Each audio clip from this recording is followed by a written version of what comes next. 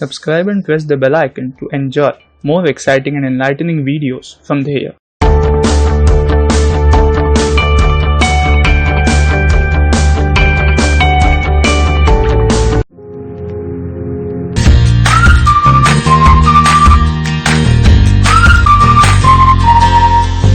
Welcome to the webinar on international business. Now, as we see in the first slide, there are the names of some companies: Toyota, British Petroleum, Amazon, Google, Apple, Volkswagen, Walmart, Samsung, Microsoft, JP Morgan. What is the commonality between all these? All these companies are in the top ranking of the Fortune 500 companies as per their sales revenue or sales turnover. One of the companies like Walmart is having a sales revenue of around 500 billion US dollars in a year. That turnover is more than even many economies in the world. And there are other companies which have a turnover of 200, 300, 100 billion dollars. Now, these all companies have such big revenues. They all started domestic but then grew globally or followed the path of international business to increase their revenues. Now, let us try to understand why firms go international. Now, in a normal case, there is a manufacturing firm or a services firm which is operating within the national boundaries. Now, why does it go international? There are two types of companies who go international. One is the proactive stimuli. That means there is no compulsion for it to go international. It's called proactive stimuli. One of the things why it will go international is to have a profit advantage. They might be selling in the domestic market, but for example, there's an Indian company, they might see more profits in, say, Africa on their sales. They would enter the African market. Then they have unique products. Some companies have patented their products and they have unique products which are second to none in all over the world. So they would like to reap in the benefits of the unique products and thus they go international. Technological advantage. Sometimes the companies have products which are technically superior than the other products in the world. That's why they want to harness the advantage of the technical advantage. Then exclusive information. If they have some information which is exclusive by doing some market research of various countries and they know the demand pattern in those countries, they would like to go international and target those countries. Economies of scale. Domestically, you might be selling, for example, 100 numbers in the domestic market. By exporting or by going international, they might make this 100 to say 200. So they will have economies of scale and they will have a cost advantage. That's why they go international. Market size of domestic may be limited due to many factors like competitors or total market size itself. When they go international, their market size increases. Now, these are positive companies who do proactive stimuli. Now, there are others who have reactive stimuli. They don't want to go international, but they are compelled to go international. Something like competitive pressure. These competitors in the domestic market are more and their market share is shrinking. They would like to go international to increase their sales revenues. Overproduction. Suppose they produce more than the demand in the domestic market at a particular time, then they go international to sell the overproduction to the countries worldwide. Declining domestic sales. If the domestic sales of a company is declining due to various factors, maybe competition, maybe other factors, then they would like to go international. Excess capacity, similar to overproduction, and that's why they go international to utilize their excess capacity, sell their excess capacity. Saturated domestic markets. In certain products, at certain point of time, the domestic market gets saturated, so they have to look for the international markets. Proximity to customer and ports. Now, this initially they would sell to the countries which are neighboring countries and through the ports. So proximity to the ports also becomes a reason for international business. Let us look into the international strategy part of it. Now, there are three questions: why expand, where to expand, and how do I expand? Now, why expand? Why international business has to be done? Now, this is to increase sales. Sales revenue increases with more markets for the company. Second is cut costs. Companies operating in Europe or US or the industrialized nations have their overhead cost very high, and due to that they enter into developing economies like India and China to where they have the advantage of the low overheads, low labors, and that is why they are able to produce the same thing at a cheaper cost. So for cutting costs, they are expanding in the overseas markets. Then manage risk. Now, suppose there is a multinational company which is operating in all the geographies of the world. Due to some reasons, due to some inflationary pressures or due to some strikes in the one of the markets, they are able to manage the risk by moving production from the other market to fill the gap. and thus the risk they are able to mitigate the risk. Learning new things. As the company goes international away from the domestic market, definitely the competitors are different in the international market, and the learning of the products that are operating in the international market comes through the competitors operating there, and then they understand the new products which has to be launched, or they have to do some modification in the existing product. Innovation, so it leads to innovation. These are some of the reasons why companies go international. And where to expand naturally, they would like to expand initially in the geographical locations. For example, companies in India generally would like to go Middle East or Southeast Asia or South Asia, which are neighboring countries geographically, and thus expanding become easier initially. Then the cultural, they also have to see cultural aspects. If the cultural aspects are matching with the country from which it is getting sold to the country which is sold, it becomes easier. Administrative and economic reasons also. Economic reasons would be to understand where the GDP is expanding, GDP growth is growing more, or due to other reasons of economic reasons, they would like to expand to such markets. For example, as of now, BRICS nations are the target markets of many multinationals because of the growth of GDP in such regions. How do I expand? Now, why to expand we understood, where to expand we understood. Now, how to expand? Expansion can be best done by differentiation. If we have unique values for our product which are useful for the international market, then we can expand. Differentiate in cost or quality, we already dealt about it, the cost cutting or quality, if they have some quality differentiation which can be used to export their products in the international market.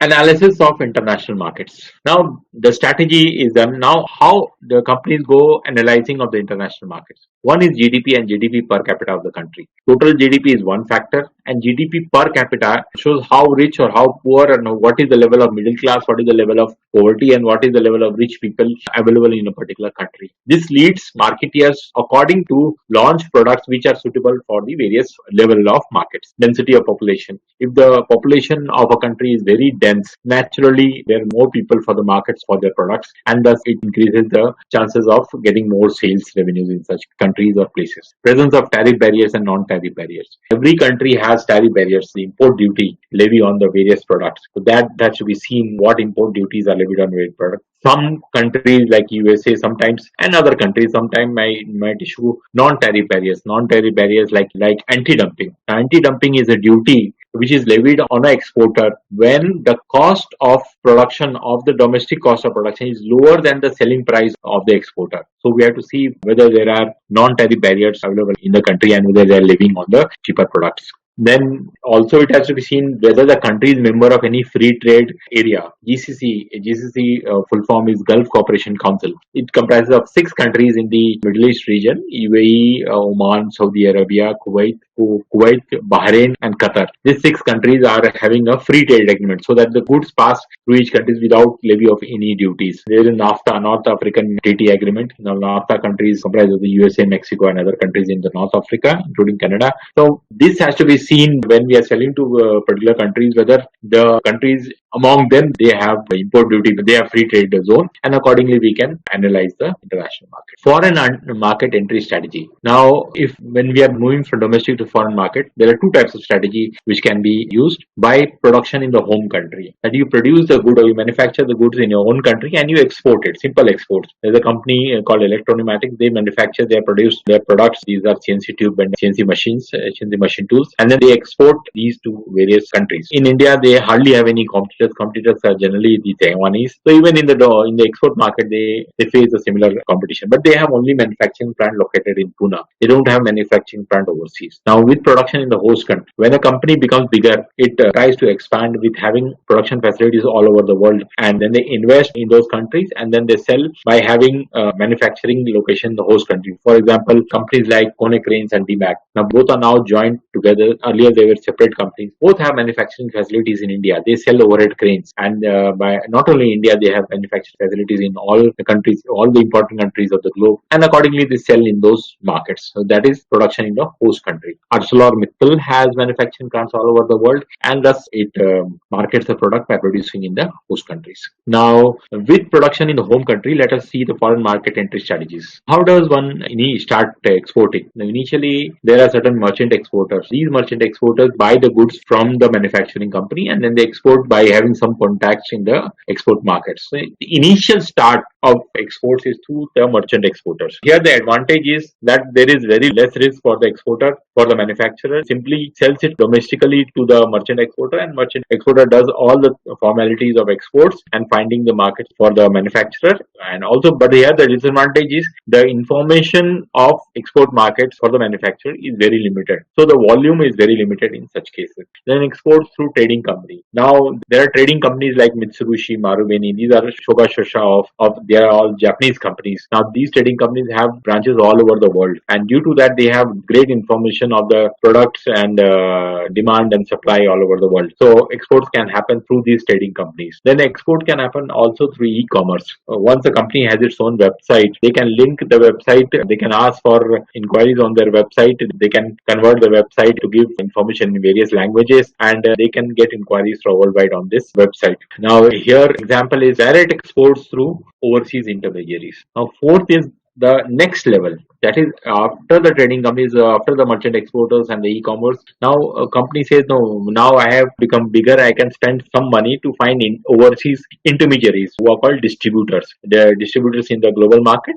and they will sell my product so that my market knowledge enhances. Now in Middle East, if we see, there are big distributors like South Bawan Group, Kanu Group, and even Al Futtaim Group. These groups are multi-product distributors and re-exporters in their regions. So they act as distributors for, say, vehicles, maybe construction equipment, maybe metal handling equipments like for oil field, and other equipments, and also commercial vehicles. Now these companies thus have advantage of having the knowledge of those regions, and then they are able to sell the products of the companies from, say, neighboring countries or maybe faraway countries. For example, Sohan Group is a distributor of Toyota, Komatsu, Ford, Kia, such global brands, and then they depend on them. They not only sell and they distribute on their own market, but they also have a lot of trading networks wherein they sell all over the world. Gemco is a company in India. It represents Caterpillar, the construction equipment manufacturer from USA, and this is since years they are distributing their products in the Indian market. Now that was production in the home country, exporting and finding intermediaries. Now let us go into foreign market entry strategy for production in the host country. Now this again happens step by step. If we want to produce in the host country or in the country which is imported. Now here the first step would be licensing. If you see the television today and see the cartoon networks available there, today in India we see cartoons from Doraemon and other things. We see Kaun Banega Crorepati. These Doraemon comes from Japan, licensed from Japan. Then Kaun Banega Crorepati is a license from USA, having the similar programs there. And such programs can be viewed by the viewers in their export country, and this is called licensing. They charge certain license fees for such programs to be viewed, and thus they are able to market their own products on revenue via licensing. Second is franchising. If we see products like KFC, McDonald's,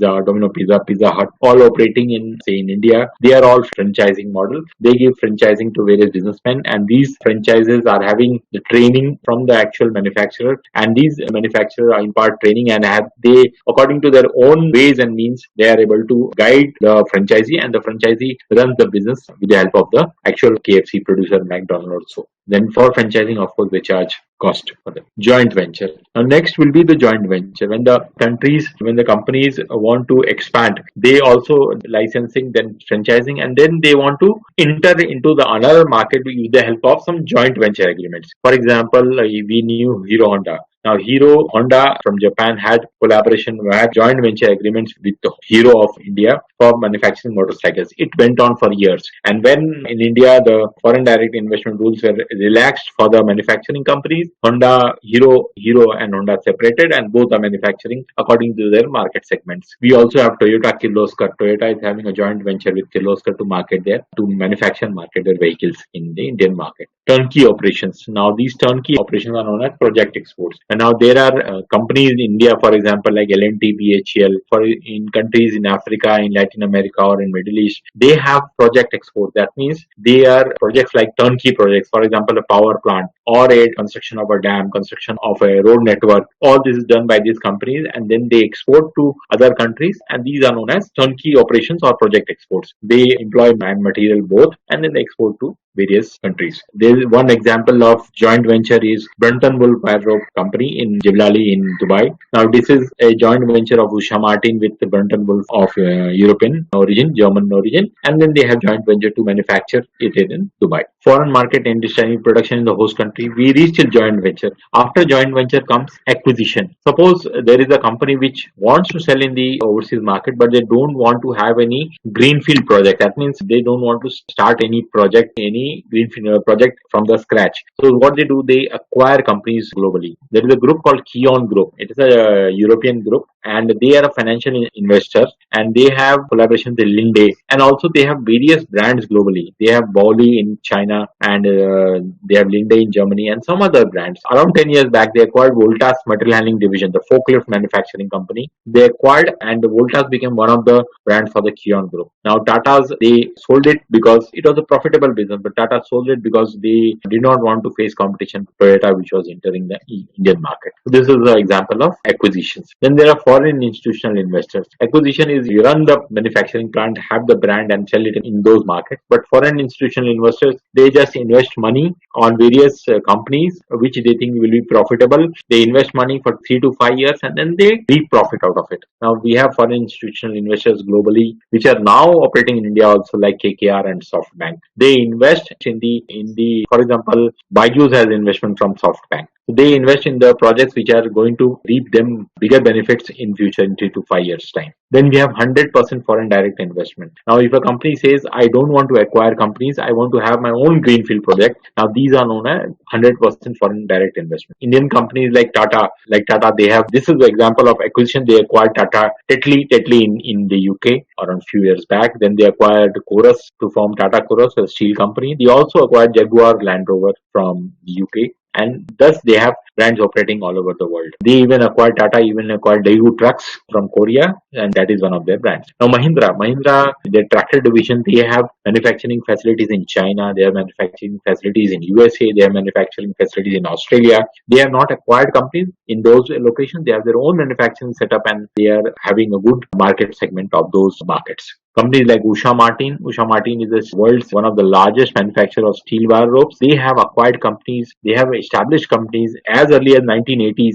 Usha Martin had company Usha Siam in Thailand to manufacture steel wire ropes and sell in the Southeast Asian market. Now they have acquired companies in Europe and in UK, London Shaw. They also have joint venture company in Dubai to manufacture and sell those steel wire ropes. Now let us understand international distributors, international distribution channel, how it happens. We have dealt with a bit. We'll run through it in a faster way. Indirect channel. When initially the exporter wants to start the business, manufacturer, he goes through domestic merchant, domestic agent, or export trading company that we have seen. Then the direct channel. These are indirect channel where they are not coming directly contacting the customer. Then they are direct channel. If they want to direct channel, then they establish distributors, foreign distributors. Something like I have already dealt with Abdul Al Futtaim Group in Dubai, Hushaim Group in Saudi Arabia, Abdul Latif Jamil in Saudi Arabia, Suhail Bawan Group in Muscat. Now these are all examples of big trading houses, big distribution companies and trading companies. Here the distributors are very big, and they have financial muscle to buy the products and then stock it and then sell it to the domestic or the export market. In fact, these companies, Abdul Latif Jamil, Suhail Bawan Group, Saud Bawan Group, Al Futtaim, for vehicles like Toyota and other vehicles, they stock their vehicle in those countries because those countries have very low rate of interest, and then they re-export outside without paying any duty. That's how the norm. They only pay 5%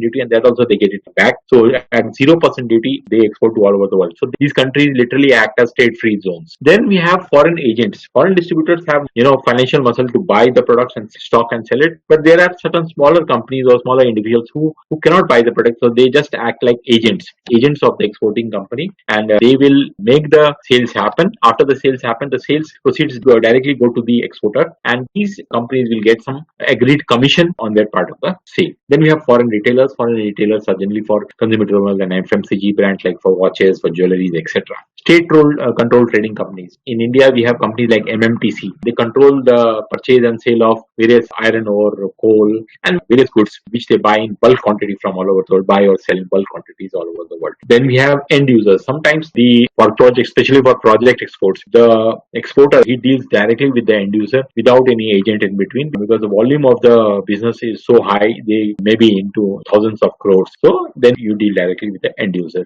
Overseas subsidiary of the parent company. The market is growing and they don't want to give the percentage of their share to the distributor, they establish their own subsidiary company in the subsidiary of the parent company. For example, DMAC Cranes of Germany, they established DMAC Crane Middle East FZT in Jebel Ali, Dubai in 1998 to start selling themselves directly. And also they established manufacturing plant in India to start selling directly through their own subsidiaries. Hindustan Lever is one example, which is owned by Unilever Group. They long years back, they established subsidiary in India, and now they are also a public limited company.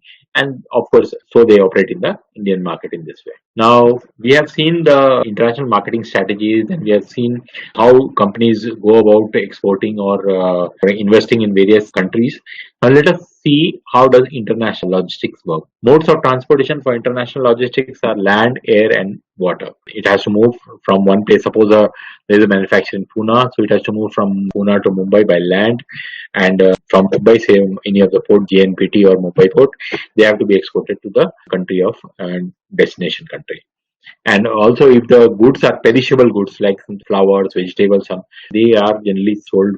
They are generally exported using the air route, that is by the aeroplanes, cargo airplanes. When the goods move from one country to another by sea route, there are different types of cargo vessel. One is the bulk cargo vessel.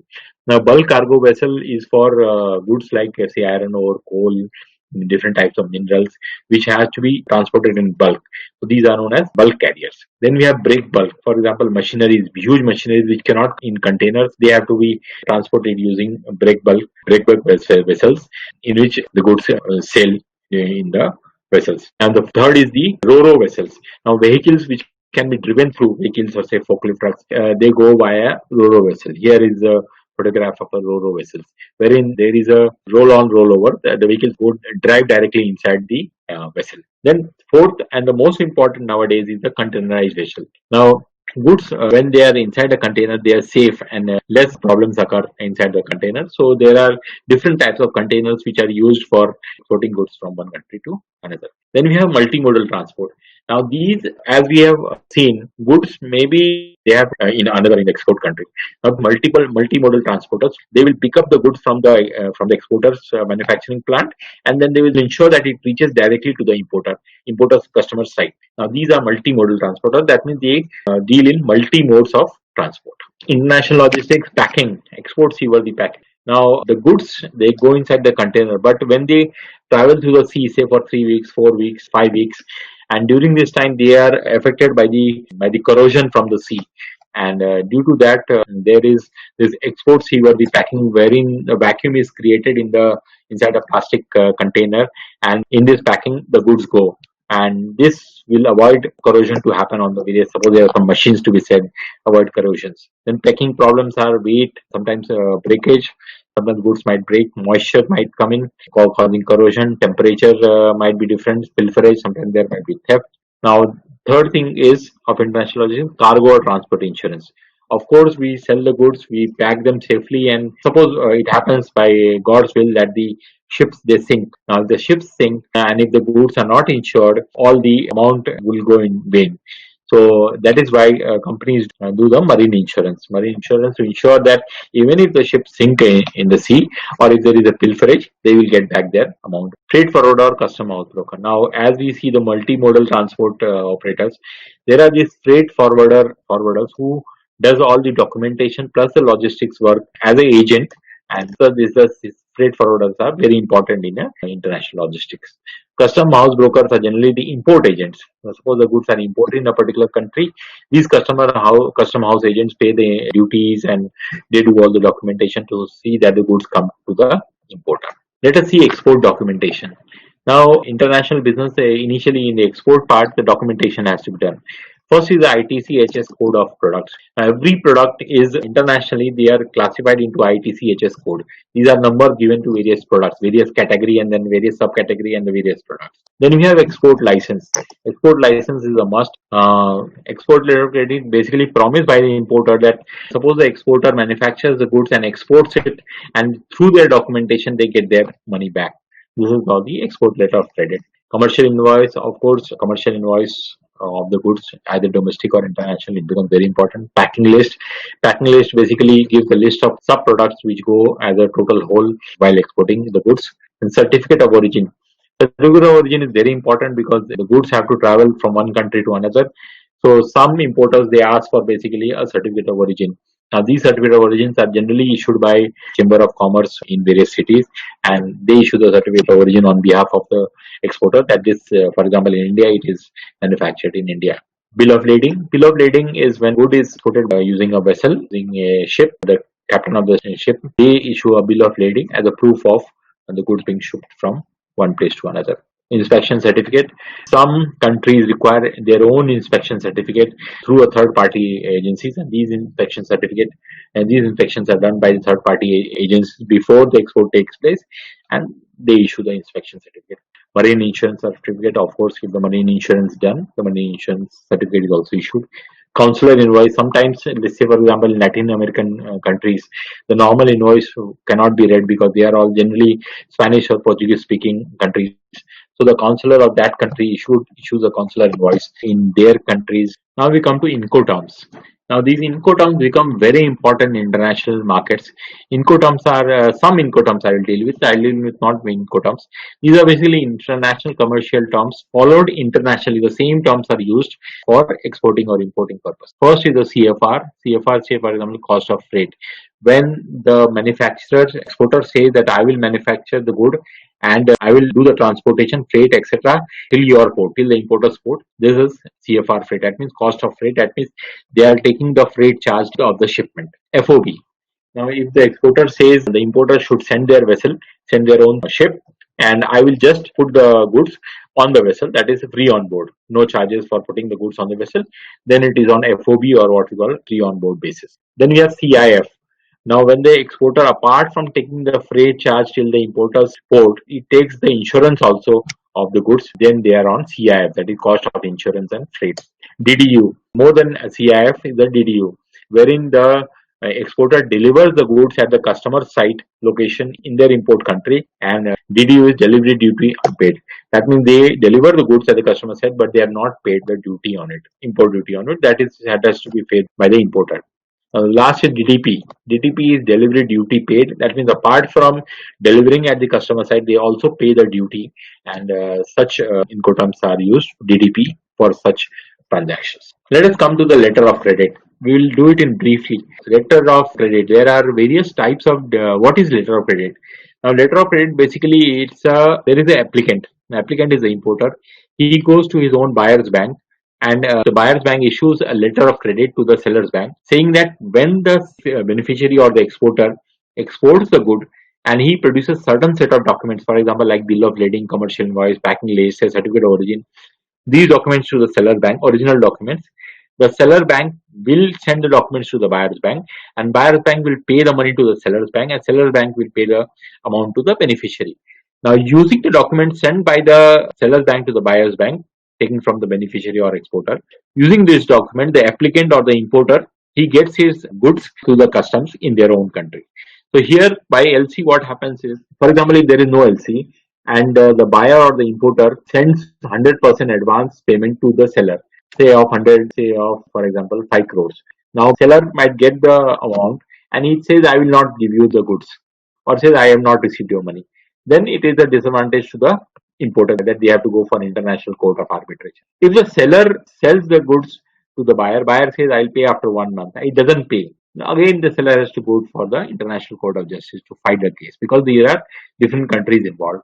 To avoid this, for the benefit of both exporter and the importer, the letter of credit is used. By using the letter of credit, the exporter, by showing the documents, the documentary proof to the bank, it gets the amount, and also both the importer and exporter, their interests are best served using a letter of credit. The importer he gets the documents, and to the customs they can get their goods out of using the document. Now let us see different types of letter of credit. There are revocable letter of credit. Revocable letter of credit means suppose the quality of good is not good, then they can revoke the letter of credit, which is of no use. Generally, people don't accept revocable letter of credit. Irrevocable letter of credit means once the goods are shipped from one location to another location, the LCs cannot be revoked or changed. That means the exporter will get the money once he exports the good by ship. Then confirmed letter of credit. What happens is there are certain countries like in say African countries where the banks are not so stable or banks are not so strong enough. So what happens, say for example, the importer in say Dubai, he says, no, I will not accept your letter of credit. Only I will get it confirmed from a first class international bank. And such confirmations are done by the European banks, Standard Bank, HSBC, or many banks which are first class international banks. So thus this is called a confirmed letter of credit. Then there is unconfirmed letter of credit. For example, banks like first again these banks, Citigroup or HSBC or Standard, they say no, we are strong enough to pay the goods, so we will not confirm the LC. Now such LCs are called an unconfirmed letter of credit. I'll come to it. Transferable letter of credit. Now transferable letter of credit is done by the transfer letter of credit is done by the agent, the exporter's agent, back to the exporter. So he transfers the LC from his side to the exporter side. Now we have seen the export strategies done by export and strategies and how companies go international and the various logistics and various documentation and LCs and various incoterms. Let us see here the institutes offering MBA in international business in India. There are many business schools all over India which offer the MBA in international business. Let us see some popular business schools. It started with Indian Institute of Foreign Trade (IFT). They offer 2-year MBA in international business. Then Symbiosis Institute of International Business, the SIIB, they offer 2-year MBA. Balaji Institute of International Business in Pune, they offer. MIT School of Management in Pune, they offer. Ajinkya DY Patil, Pune, they offer. School of Management, DY Patil, Navi Mumbai, they offer. School of Business, Dehradun, they offer. Institute of Management, BHU, Varanasi, they offer. International Business School, Chandigarh. Jamia Millia Islamia, New Delhi. Doon Business School, Dehradun. Geetam School of International Business, Vizag. Aligarh Muslim University, Aligarh. Bangalore University, Bangalore. Goenka School of Management, Gurgaon. Pondicherry University in Puducherry. Amity University, Mumbai. Then there is Amity International Business School in Noida. Magad University, Bodh Gaya. Now, fee structure. These are some of the institutes, not all institutes. There are many more institutes which offer MBA in 2-year MBA in international business, and their fees varies from 1 lakh. Somewhere it might be 60 to 70,000 also the fees for 2 years, and to maybe 15 to 16 lakhs into very premium institutes like IFT and SIIB. These institutes take around 15.5 lakhs for the 2-year course. Now let us see at probable jobs of a MBA international business. When a person passes out as MBA international business, probable jobs are like he can be an export manager based in India with large corporates exporting their goods. Maybe he can manage certain countries to start with as an export manager in various corporates in India. Now he can also be, suppose there are exporting companies who have overseas subsidiaries all over the world. They can be act also as sales manager in various overseas subsidiaries in these corporates. They can also act as sourcing or trading managers in international trading companies like Mitsubishi, Marubeni, which operate globally. So they can also act as a sourcing trading manager, also as a sales manager in such trading companies. Then there are trade finance jobs in banks and financial institutions, trade finance, project finance jobs in banks and financial. There are institutions like Exim Bank of India, Export Bank of India. They require people in finance. And there are other banks also who require for trade finance jobs in the MBA international business people. Consultant jobs, consultants which operate in various geographies all over the world, they recruit MBA international business people. Overseas market research job, there are certain market research companies like maybe which do overseas market research. They can hire MBA international. These are some of the jobs given to MBA international business people. Thank you for your kind listening. Thank you. Any questions? So Mamta ma'am was asking, she wants information on MIB. MIB, Masters in International Business. See, previously, for example, Symbiosis Institute of Foreign Trade, which is now SIIB, and also IIFT, they used to offer courses like Masters Program in International Business, which was known as MPIB. But subsequently, both of them have changed their degrees, and now since Symbiosis Institute of International Business is a part of a Symbiosis University, so they offer MBA in International Business. Similarly, IFT also offers MBA in International Business now instead of MPIB, which was initially the course, which was Master's Program in International Business. So thank you so much, everyone. I think, sir, you have covered all the topics. Thank you so much for explaining to us the international business, the export-import, and its terms and conditions, its process, its documentation and everything. Thank you, and also giving us the idea about the wide range of career opportunities in international business as well, sir. So thank you so much.